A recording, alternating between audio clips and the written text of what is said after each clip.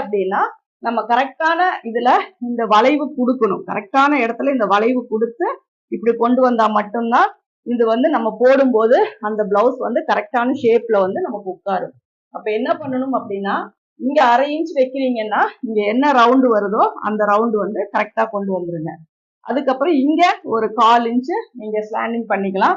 இங்கேயும் தேவைப்பட்டா, அதாவது இப்படி கிராஸா நீட்டிட்டு இருந்தா மட்டும் இதை ஸ்ட்ரெயிட் பண்ணா போதும்.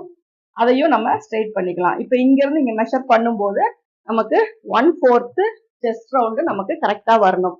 அப்பதான் நமக்கு போடும்போது இழுக்காம இருக்கும். இல்லாட்டினா கழுத்து லூஸ் வந்துருச்சுனாவே ஷோல்டர் லூஸ் வரும். அதனால இந்த அளவு வந்து நமக்கு ரொம்பவே முக்கியம். இது கரெக்டா ஃபிட்டிங்கா இருக்கணும். கழுத்து லூஸ் வருது அப்படின்னா நம்ம தைச்சதுக்கு அப்புறம் அந்த பிளவுஸை பாத்தீங்கன்னா அந்த வி பட்டி வைக்கிறது மட்டும் இப்படி தனியா நீட்டிட்டு இருக்கும். இப்படி வி பட்டி வைக்கிறது மட்டும் இப்படி